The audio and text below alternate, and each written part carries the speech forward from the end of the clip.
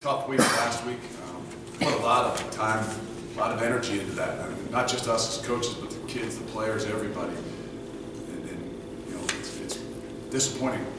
Disappointing in a lot of phases. Not just that you lost the game, but disappointing in the way we handled the pressure a little bit and how we played. We got beaten all three phases of the game. It's not like we can point a finger at any one phase. So offense, defense, and special teams, the entire way around the board. To be honest with you. If you're going to play the champs, you're going to play the best. You're going to. I think what we didn't do was handle some of the the punches and the shots that they took or gave us. Whether it was big scores quick from their offense or blocked field goals or some of the things both offensively, defensively, and special teams wise. Really, if you kind of go back and say, shoot, we didn't play very well, but 5.5 minutes ago in the third quarter, it's 21-6. We got the ball across the 50. Not playing your best football, but still with an opportunity, to maybe change and turn things around. But we didn't get it done, and I think the key now is we got to be able to move on because this is a big week. This is a big week for us, for our program. And I think that's the ability for us to kind of shift gears now. Take a devastating loss, lose an opportunity to play for championships and all the things that we talked about, and then refocus ourselves and understand it's a short week. Get back at 5 in the morning. A lot of emotions, a lot of energy put into last week.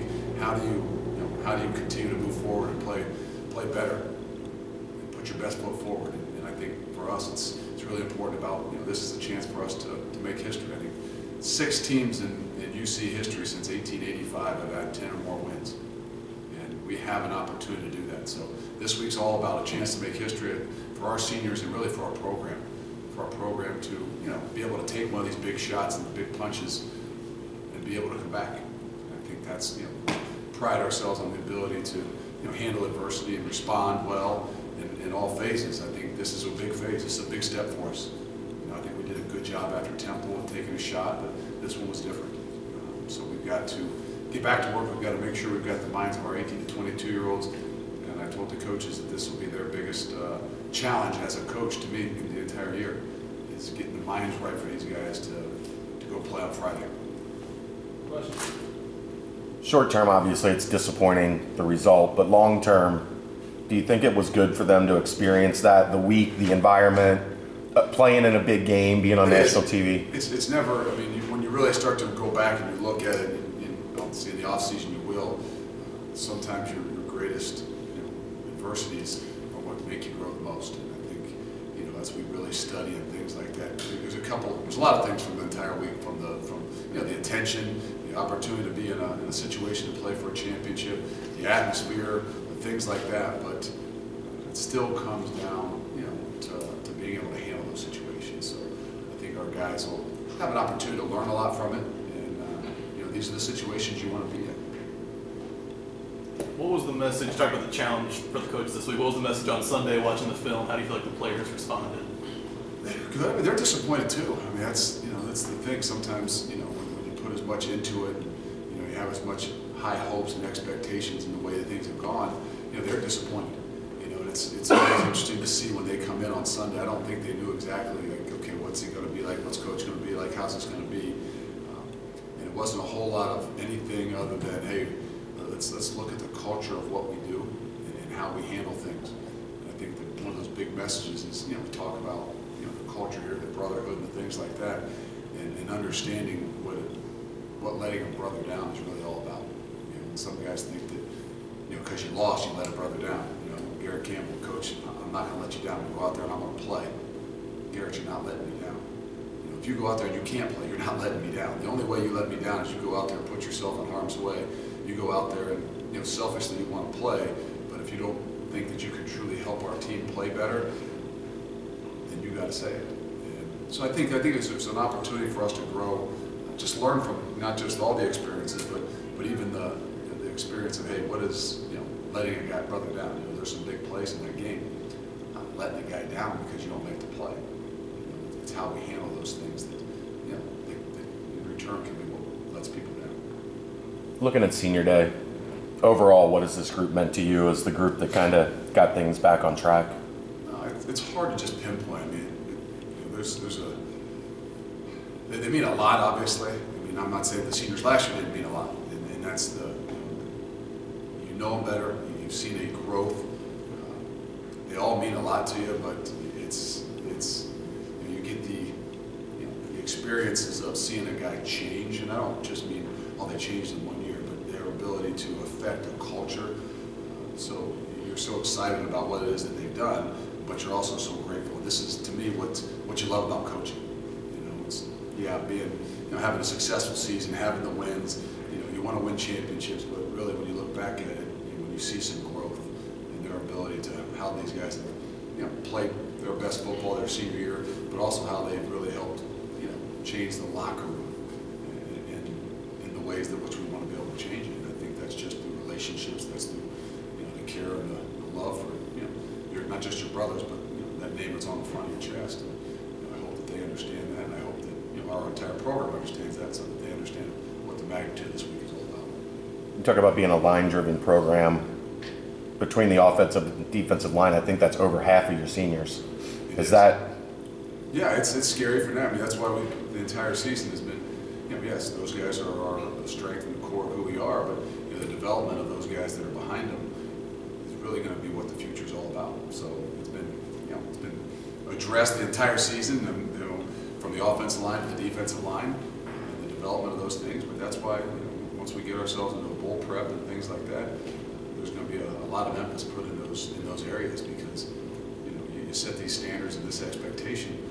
Now it's you got to be able to take that next step to try to live up to it. Would you say those 6 or 7 guys we're talking about are the big reason why you guys are here? There's no doubt. I mean, every year it's going to be the big reason why we have success. This year, I'm not sure it's any more than it will be in the future. But I think that it's offensive line and defensive line driven. But I also believe it's senior driven, and I mean that when you can look back at the season and say your seniors are playing their best football, you got a chance to be successful. Because regardless, whether you got a freshman quarterback that's playing really well, or a sophomore tailback that's getting a lot of attention, the guys that set a lot of the standards and the examples, on our team and in that locker room are the seniors. And to see them play the way they have. I'm not saying they're perfect. I'm not saying they all play great every day. But when you really look at it, those guys' ability to play above their potential, meaning they believe in the culture, they believe in what it is you're doing, they work at it every single day. Those things, all of a sudden, people start to see how they perform. It goes a long way in the entire program. You had Haden out there as a captain on Saturday. What went into that decision? He's done everything we've asked him to do. He hasn't thrown a whole lot of touchdowns. He hasn't thrown a whole lot of completions. He hasn't thrown a whole lot of incompletions either. But he's done everything we've asked him to do. Didn't know how this whole thing was going to work out. I truly believe, and I told him all year, you're going to have to win us a couple games. I don't know where they are. I don't know when it's going to happen. In what situation, I don't know. Whether Des gets hurt or something just doesn't go right. And he's been ready every moment. He's been a great attitude. He's been a great teammate. He's an example of what a captain really is. He's an example of what a leader is. Leaders make others around him better. Not always with their play, because he hasn't been an example with his play, because he hasn't had the opportunity. But he's been an example in everything else he's done. This week a year ago, you mentioned that you weren't used to playing without a championship, without a bowl game, anything like that. You look at the team now, what would you say about the team's overall transformation? Did you think this would happen this quickly? I don't know. I mean, again, I haven't been a whole lot of places, and I've been fortunate enough even to see some transitions, and in year 1 and 2, things happen pretty quick. It's a little bit easier for me to assess now as to why and how, and I think the things that really come down to changing a culture, because there's a fine line between, a positive culture and, let's just say, a toxic culture, or whatever the negative term in our field is now. And that fine line has to do with 2 things: relationships and winning. And I think that we built the relationships, the most important thing, and in return we've gotten winning. How fast does it happen? How quick does it happen? How many wins does that account for? Right now it's accounted for 9 in some ways. So I don't know that I'm surprised. I don't know that I'm, not surprised. I mean, it's just, I've seen a lot of development. I think that's the most important thing. Talk a little bit about East Carolina last year. They had a quarterback Gardner Minshew at Washington State. Now they have a different quarterback this year. Any differences you the offense from last year to this year? I think they're pretty explosive. I mean, I know that their record might not show, I think, how good they really are, but they're coming off a big win. They'll have some momentum and some energy. They've played really well, I think, in the last 5 or so games. Offensively especially. Have lost in some shootouts and some good opponents since they made the change at quarterback. So there's a lot of things I don't know as much about. Obviously, the guy leaving and stuff like that. But from last year to this year. I know it was one of the worst feelings we'd had, and probably the worst game we played the entire season last year.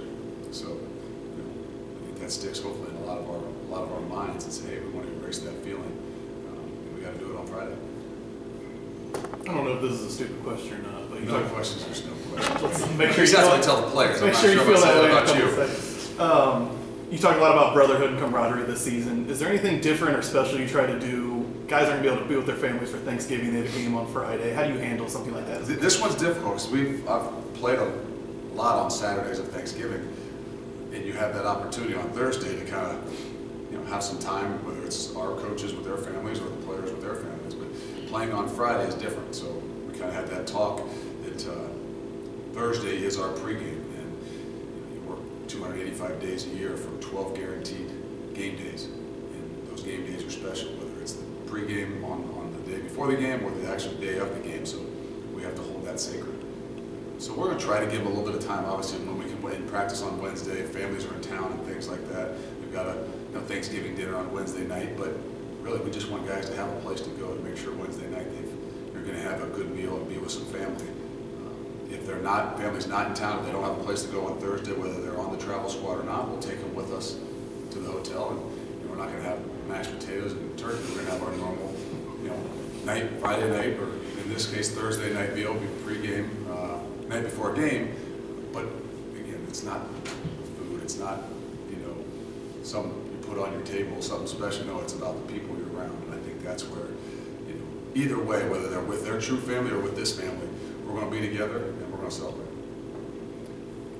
You spoke of last year's seniors a little bit. One of those guys, Corey Cunningham, got his first start for Arizona. How much do you get to keep in touch with those guys? And I don't keep in touch with my own brother in the midst of the season, to be honest with you. So it's difficult, but you do check. And every Sunday, that's one of my routines before I actually go to sleep is, hey, let's check on those guys that are playing the NFL. Did they play? Did they have any stats? Just so you know where they are. Not that you communicate with them, but you got pride in those guys and what they're doing and what they're representing. So I don't know, was it the last 2 weeks he started or just this past week? this week, he played last week and then started this week. So I haven't talked to him, but I knew about it, and I'm excited to when the season gets over or even after this week to reach out and see how he's doing and how it's been.